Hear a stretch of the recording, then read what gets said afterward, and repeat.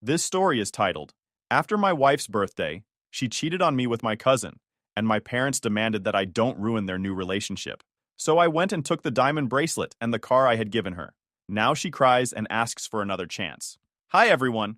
Before we dive in, a quick favor.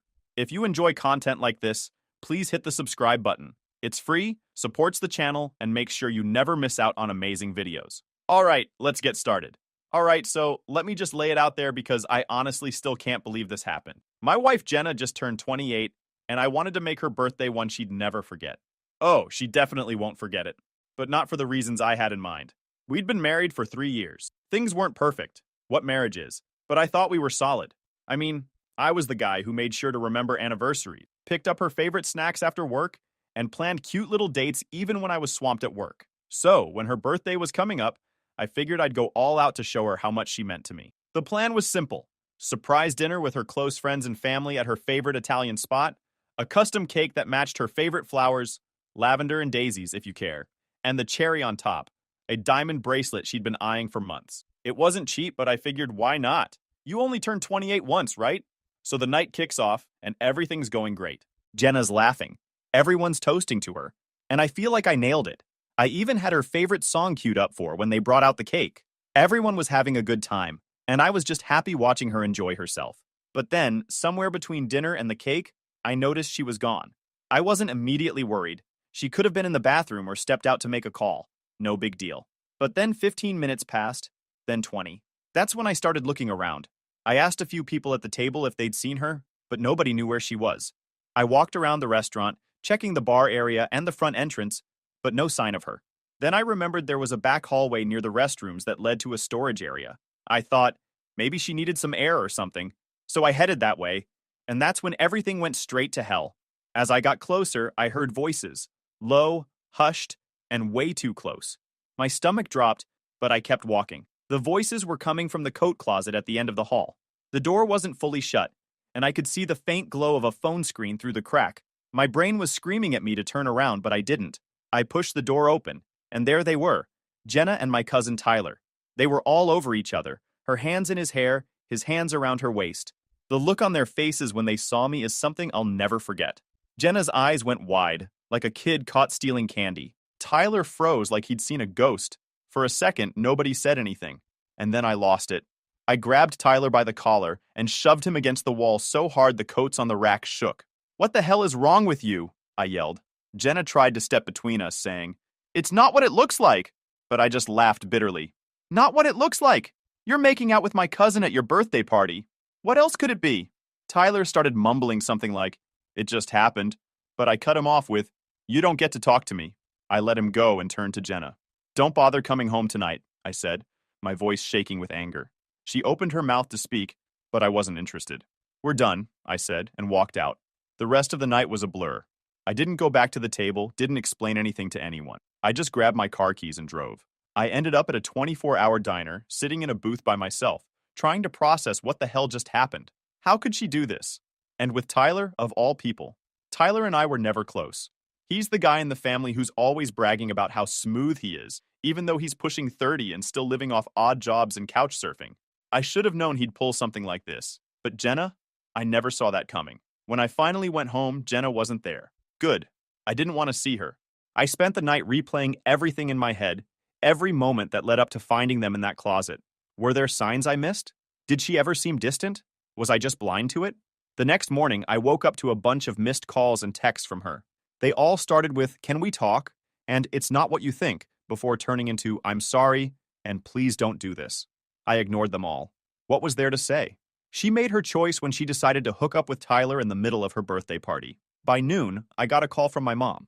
She wanted to know what happened because Jenna had apparently told her we got into a fight. I told her the truth. "She was kissing Tyler at the restaurant," I said bluntly. There was silence on the other end before she sighed and said, "We'll talk later." Talk later? That's it? No outrage, no anger, no "I can't believe she'd do that to you"? Just, "We'll talk later." It felt like the world was upside down. By the end of the day, word had spread. Family started calling me, some asking if it was true, others telling me to calm down and not do anything rash. Rash? Jenna destroyed our marriage, and I'm the one being told to calm down. That night, Jenna showed up at the house.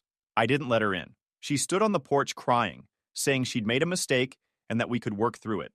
I just stared at her through the window and said, "Go stay with Tyler. You two deserve each other." And that was that. At least for the time being. I thought I could at least rely on my family for support. You'd think they'd have my back, right? After all, my wife and my cousin betrayed me. Pretty straightforward, right? Wrong. Apparently, my family had other ideas about loyalty. 2 days after the disaster at the restaurant, my mom called and asked me to come over. "We need to talk," she said, with that tone she uses when she's trying to be serious. I figured it'd be a chance for them to check on me, offer some support, maybe even rip Tyler a new one for what he did. I wasn't expecting a full-blown intervention. I showed up at their house and immediately noticed the weird vibe. My dad was sitting at the dining table, his arms crossed, and my mom was pacing like she was rehearsing a speech in her head. The second I walked in, I knew this wasn't going to go the way I hoped. "Sit down," my dad said, motioning to the chair across from him. No, "Hey, how are you holding up?" Or, "Sorry about what happened. Just straight to business." I sat down anyway, figuring I'd hear them out. "We need to talk about Jenna and Tyler," my mom started. My stomach churned. I thought they were about to tell me Tyler had apologized, or maybe Jenna was leaving town. Nope. What came out of her mouth next made me want to flip the table. "Look, what happened wasn't ideal," she said, like they had accidentally spilled a drink at dinner. "But these things happen." "These things happen?" I repeated, my voice louder than I intended. "What does that even mean? She cheated on me with Tyler, in case you forgot." My dad held up his hand like he was a referee calling a timeout. "Son, we're not saying it's okay, but we need to be realistic. If Jenna and Tyler have feelings for each other, you can't force them to stay apart." I couldn't believe what I was hearing. I actually laughed, not because it was funny, but because it was so absurd. "Are you seriously trying to justify this? They were making out in a closet at her birthday party. She's my wife. Tyler's my cousin. What part of this is okay?" "Listen," my mom said, sitting down next to me, like she thought a softer tone would make this better. "Nobody's saying it's okay, but if they have something real..." "Something real?" I interrupted. "They've been sneaking around behind my back. That's not real. That's disgusting." At this point, my blood was boiling. I looked at my dad, hoping for some backup, but he just sighed and said, "You need to move on. Holding on to anger won't help anyone. Move on." That's what they wanted me to do. Just pretend like none of this happened. Let Jenna and Tyler skip off into the sunset and move on. It was like they were more concerned about keeping the family together than acknowledging the fact that I was the one who got screwed over. "You're unbelievable," I said, standing up. "You're seriously taking their side?" "We're not taking sides," my mom said quickly. "We just think it's better for everyone if we handle this calmly." "Calmly?" I laughed bitterly. "You want me to handle this calmly? Fine. Here's me being calm. I'm done with both of them. And if you want to keep making excuses for them, then I'm done with you too." My mom looked hurt, but I didn't care. I wasn't about to sit there and let them act like Jenna and Tyler's betrayal was just some minor inconvenience we could all work through. I stormed out, slamming the door behind me. On the drive home, I kept thinking about the conversation in my head. I couldn't wrap my mind around how they could be so nonchalant about everything. My wife cheated on me with my cousin, and my parents wanted to sweep it under the rug for the sake of family unity. It was insane. By the time I got home, my phone was blowing up with messages. Some were from Jenna, who was still trying to apologize and explain. The rest were from my parents, telling me I was being unreasonable and that I needed to come back so we could talk things through. Talk things through? What was there to talk about? Jenna and Tyler made their choices, and now they had to deal with the fallout. If my parents wanted to play peacemakers, that was on them. But I wasn't going to be part of their twisted idea of family. Later that night, my sister Emma called. Emma's the only one in the family who's ever really had my back. She's a few years younger than me, and she's always been the first to call people out on their BS. "I heard what happened," she said, skipping the small talk. "Mom and Dad are acting like idiots." "You don't have to tell me twice," I said. "I can't believe they're defending Jenna and Tyler." "They're not defending them," she said. "Not exactly. They just don't want the family to fall apart." "Well, newsflash, it already has," I snapped. "And it's not my fault." "I know," she said quickly. "I just wanted you to know that I'm on your side. What they did to you was disgusting, and you have every right to be pissed." Hearing that meant more to me than I expected. At least someone in my family understood what I was going through. "I appreciate that," I said. "But I don't know how I'm supposed to deal with Mom and Dad. They're acting like I'm the problem." "You're not," she said firmly. "They're just scared of confrontation. You know how they are. They avoid dealing with the real issues." We talked for a while longer, mostly about how messed up the whole situation was. By the time we hung up, I felt a little better, knowing Emma had my back. But the frustration with my parents was still there, simmering under the surface. The next day, my dad texted me, asking if I was ready to talk like adults. I didn't respond. I was done talking. They'd made their stance clear, and so had I. From that point on, I kept my distance. I didn't go over for Sunday dinners, didn't answer their calls, and didn't bother trying to explain myself anymore. If they couldn't see how wrong they were, then that was on them. It's funny how quickly people show their true colors when things go south. I thought my parents would be the first ones to stand by me, but instead, they chose to prioritize the people who stabbed me in the back. I don't know what their endgame is, but I'm not playing along. If they want to defend Jenna and Tyler, they can have them. I'm out. I'll let you know about my next steps soon. Update 1. Alright, here's the next update because honestly, this just keeps getting crazier. After everything that happened with Jenna and Tyler, I was trying my best to move on, or at least keep my head down and not think about it. I had cut off most contact with my parents. I thought I'd already dealt with the worst of it. Jenna was out of the house, I wasn't answering her calls, and I was trying to focus on piecing my life back together. But of course, Jenna found a way to stir the pot again. About a week after the fallout, she texted me from a random number, because yes, I blocked her on everything else. I wasn't even going to open it, but curiosity won.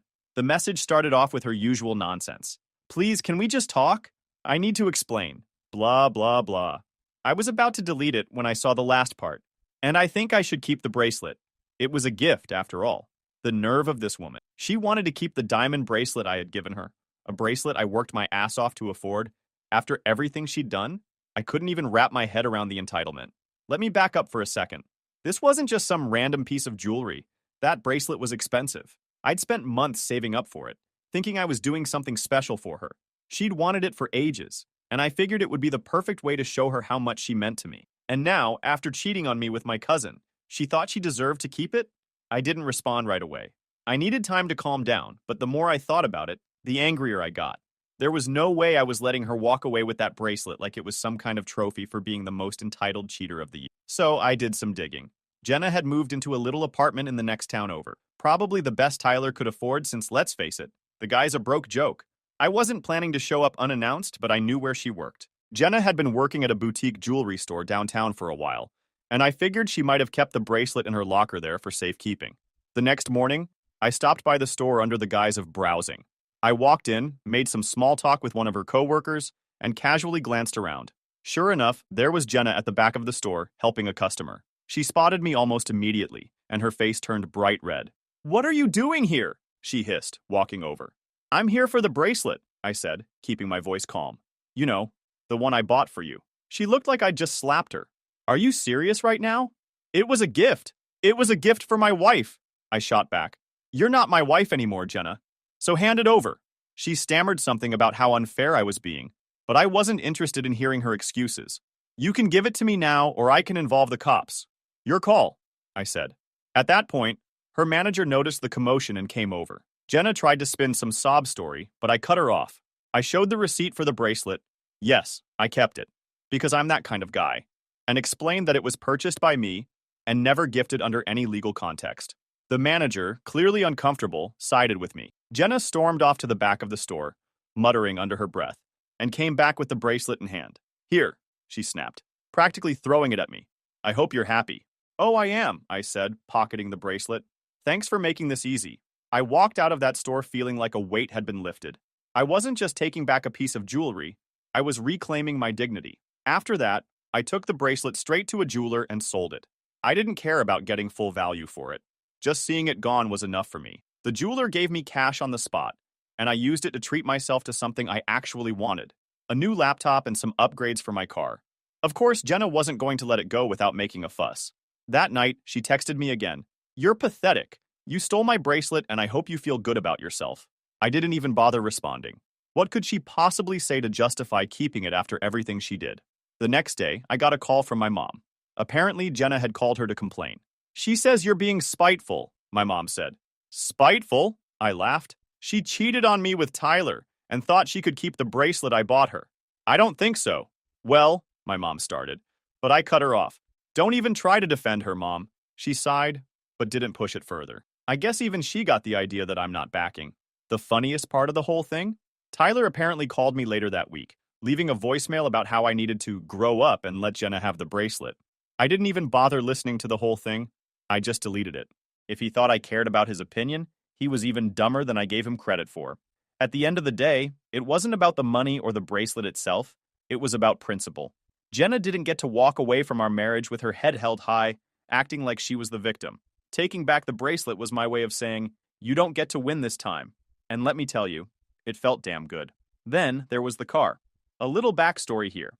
Last year, I bought Jenna a sleek red coupe for our anniversary. It wasn't brand new, but it was clean, sporty, and something she'd been hinting about for months. I figured, why not? She was my wife, and I thought she deserved it. Fast forward to now, and the thought of her and Tyler cruising around in my car made my blood boil. Legally, the car was still under my name. I handled all the payments, insurance, and paperwork. Jenna didn't contribute a dime toward it.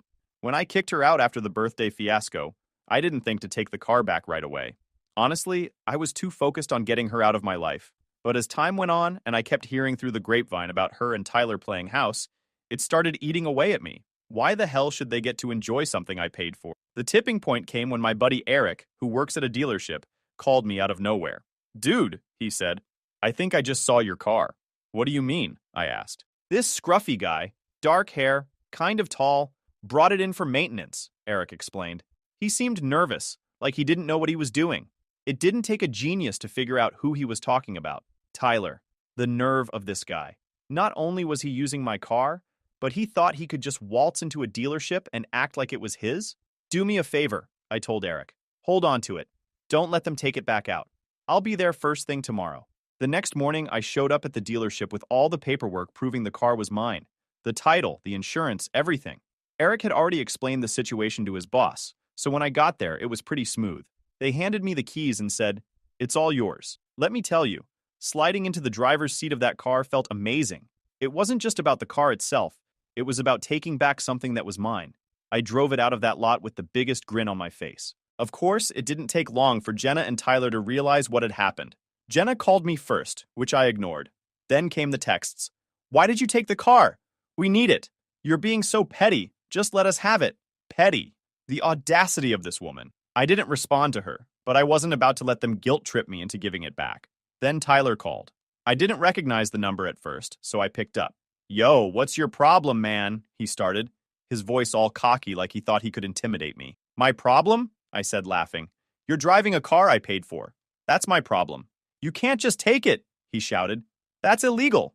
"Actually, it's not," I replied. "The car's in my name. Legally, it's mine. You might want to brush up on how ownership works." He started cussing me out, calling me childish and bitter. I just hung up.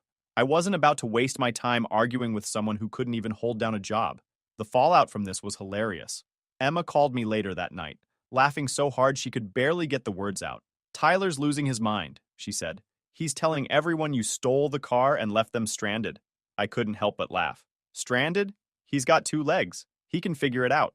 Apparently, Tyler and Jenna had been relying on the car for everything. Groceries, errands, even job hunting. Not that Tyler ever actually followed through with that. Without it, they were basically stuck. Emma said my parents were trying to mediate again, telling me I should have given them a heads up before taking the car. "Why would I do that?" I asked. "So they could try to hide it or trash it before I got there." She agreed with me, of course, but it didn't stop my mom from leaving me a voicemail later that night. "Honey, I understand you're upset, but taking the car wasn't the right way to handle this. They're struggling, and you're making things harder for them." I didn't even bother calling her back. Struggling? Maybe they should have thought about that before stabbing me in the back. The funniest part? A couple of days later, I found out Tyler tried to borrow money from my parents to get a new car. My dad told him to figure it out, which honestly surprised me. Maybe they were finally starting to see through his nonsense. As for me, I've been driving the car again, and it feels like justice every time I get behind the wheel.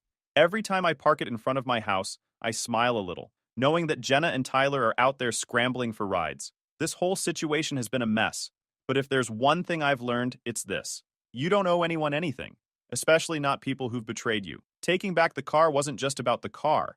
It was about reminding myself that I'm not some doormat they can walk all over. So, to anyone out there dealing with entitled exes or shady family members, take your power back. Whether it's a car, a bracelet, or just your peace of mind, don't let them win. And to Tyler and Jenna, if by some miracle you're reading this, good luck catching the bus. I'll keep you guys updated. Thanks for sticking around. Update 2. All right, so if you thought the drama with Jenna and Tyler was done after the whole car situation, buckle up. Turns out karma wasn't quite finished with those two yet. This time, the universe decided to take the wheel and show Tyler exactly what happens when you think you can coast through life on lies and entitlement. It all started with a call from Emma, my younger sister. At this point, she's pretty much my go-to source for updates about what's going on with the family, since I'm not exactly on speaking terms with most of them anymore. "You're not going to believe this," she said, barely able to keep from laughing. "What now?" I asked, already bracing myself for some new nonsense involving Jenna and Tyler. "Tyler got arrested," she said, and I swear I almost dropped my phone. "Arrested? For what?" "Shoplifting," he replied, her voice dripping with amusement. "Apparently, he tried to steal a couple of cell phones from some electronics store and got caught red-handed."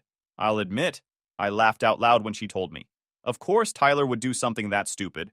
This is the same guy who thought it was a good idea to hook up with my wife at her birthday party and then act like he was the victim when I took my car back. Honestly, it was only a matter of time before his recklessness caught up with him. Emma gave me the full rundown. Apparently, Tyler had been trying to flip the phones for quick cash, probably because he and Jenna were broke. He walked into the store, grabbed a couple of the display models, and tried to slip them into his bag like no one would notice. Unfortunately for him, the store had cameras everywhere, and the staff spotted him almost immediately. By the time he tried to walk out, there were two employees waiting for him at the door. They confronted him, called the cops, and Tyler ended up getting hauled off in handcuffs. I couldn't stop laughing as Emma told me the story. It was so perfectly Tyler, thinking he could just breeze through life without consequences, only to get slapped in the face by reality. "He's a real genius, huh?" I said, still chuckling. "It gets better," Emma said. "Guess who bailed him out?" "Let me guess," I said. "Mom and Dad?" "Yup," she confirmed. Mom was all, "We can't just leave him in there," and Dad went along with it. Unbelievable. My parents had bent over backward to defend Tyler, ever since this whole mess started, and now they were literally bailing him out of jail. "What about Jenna?" I asked. "Was she with him?" "She wasn't there when it happened," Emma said. "But I heard she's freaking out because now they're even more broke than before. Tyler had to promise to pay Mom and Dad back, but you know that's never going to happen." That part didn't surprise me at all. Tyler had never been good with money, or responsibility for that matter. He'd spent his entire life skating by, relying on his charm to get out of sticky situations. But charm only gets you so far when you're being booked for theft. Over the next few days, word of Tyler's arrest spread through the family like wildfire. Most people were trying to keep it hush-hush, but you know how gossip works. By the end of the week, everyone knew what happened.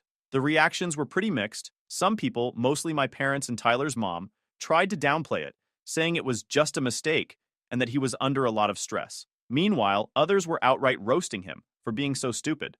"Who tries to steal phones from a store with cameras everywhere?" one of my cousins said during a family group chat, which I'm thankfully not part of anymore, but got relayed to me by Emma. "Tyler, that's who," another cousin replied. The whole thing was a mess, and I was living for it. Not because I wanted to see Tyler fail, but because it was so satisfying to watch karma catch up to him. He'd spent so long thinking he could get away with anything, and now he was finally facing the consequences of his actions. Jenna, on the other hand, was apparently not handling it well.